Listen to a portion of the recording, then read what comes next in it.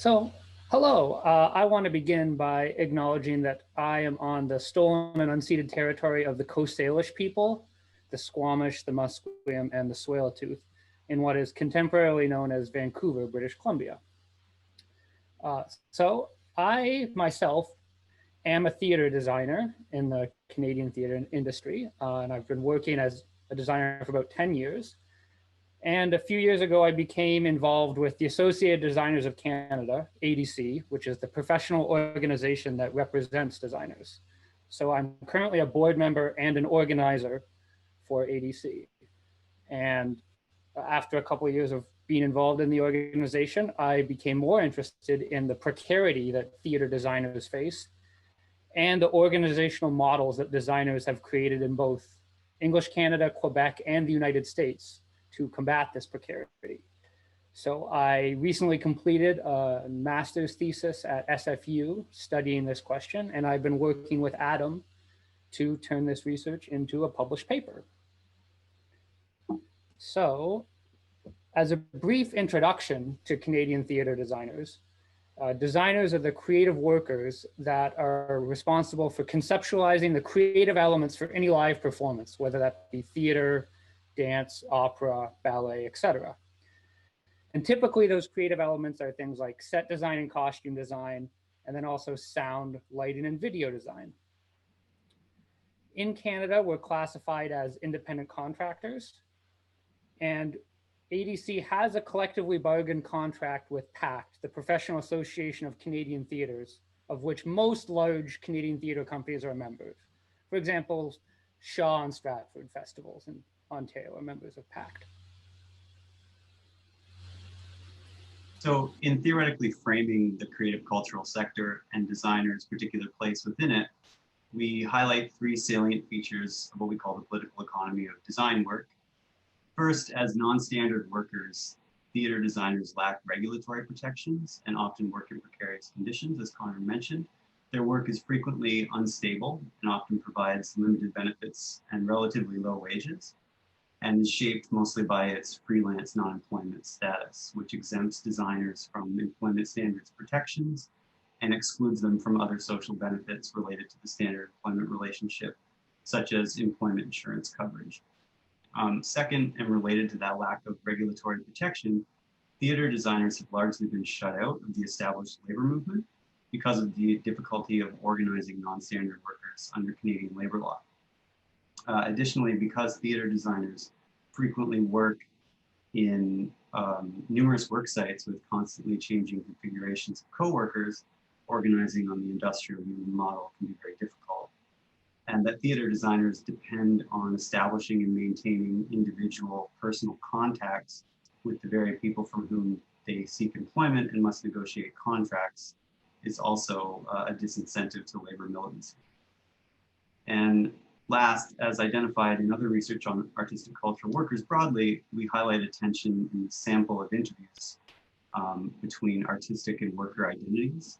So personal investment in creative work can and often does lead to working excessive hours, accepting substandard pay, and overall accepting the often immense effort and sacrifice that goes into producing creative work. This labor of love orientation can also pose challenges for organizing. All that being said, theater designers in the three jurisdictions that we look at have organized into different models of collective organizations. So we define these in three ways. In English Canada, the Associated Designers of Canada, ADC, is an independent professional organization, approximately 300 members. ADC is the sole organization with the legal status to represent designers in Canada outside of Quebec. Membership in ADC is entirely voluntary, and membership is not required to work as a theater designer anywhere in Canada. So under the status of the Artist Act, ADC negotiates collective agreements with the Professional Association of Canadian Theatres. And this means that PACT companies are required to abide by the negotiated contract when hiring ADC members. However, these contracts do not function in the same way that as a union collective bargaining agreement would. So under this model, PACT is not required to hire ADC members exclusively. ADC has no legal capacity to strike or use other coercive tactics in pursuit of bargaining objectives. Designers in Quebec are represented by a PASC. The jurisdiction between ADC and a PASC is strictly geographical. A PASC represents Quebec and ADC represents the rest of Canada. There's a good deal of similarity between the two organizations. Both function as professional organizations rather than certified unions, and their contracts are remarkably similar. One of the key differences is that a PASC is affiliated with the CSN, the Confederation of Unions in Quebec, which gives a PASC several key advantages.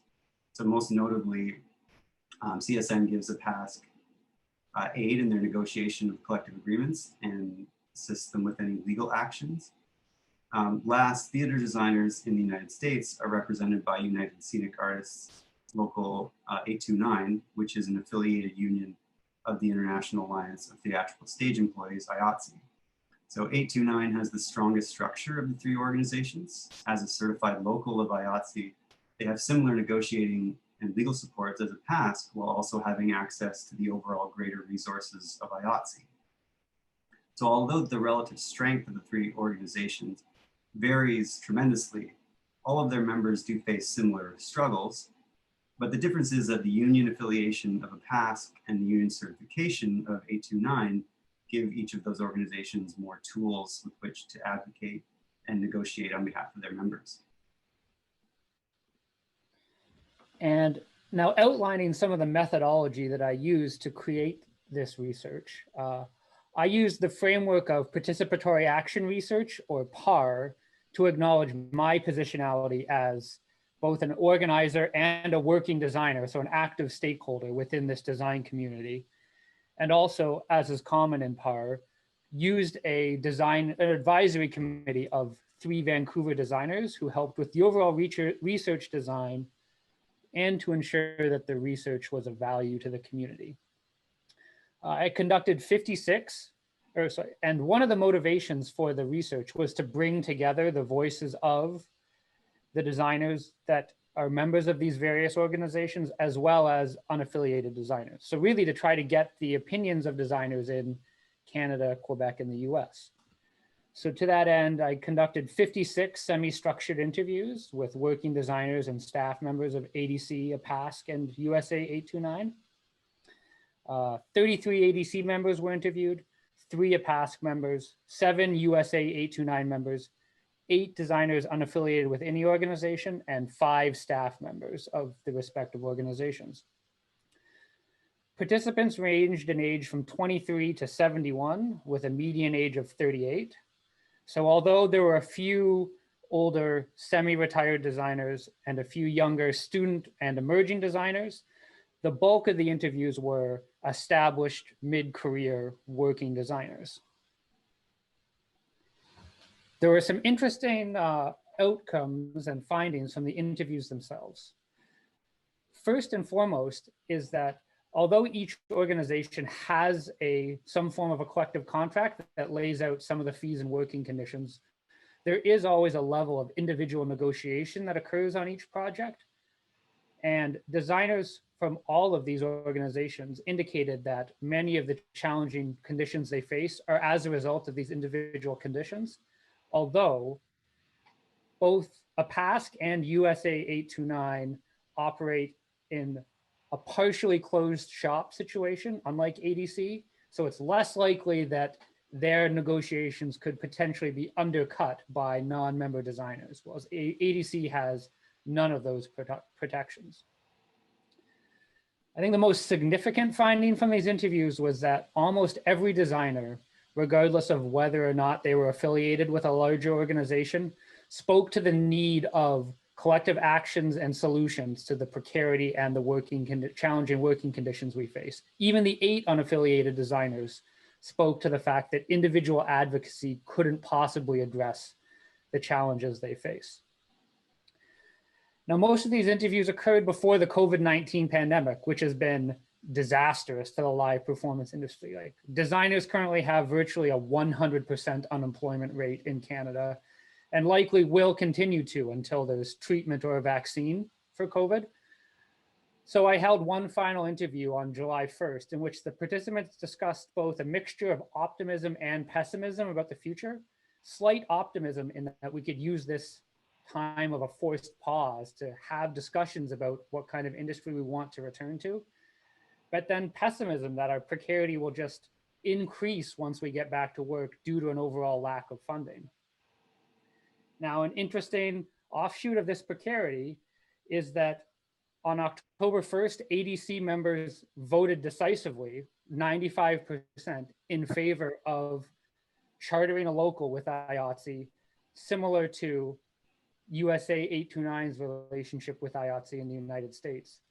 And the COVID-19 pandemic really played into this decision through basically a precarity tipping point in which, you know, designers realized we couldn't continue and, you know, stay in this industry without the larger protections of an organization like IATSE.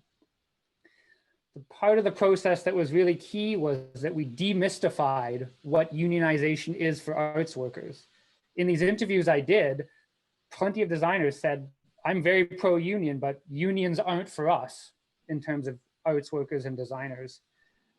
But the fact that we have USA 829 as a model in the United States of what a successful representative union for designers looks like was essential in this process of deciding that it was the right decision for ADC members.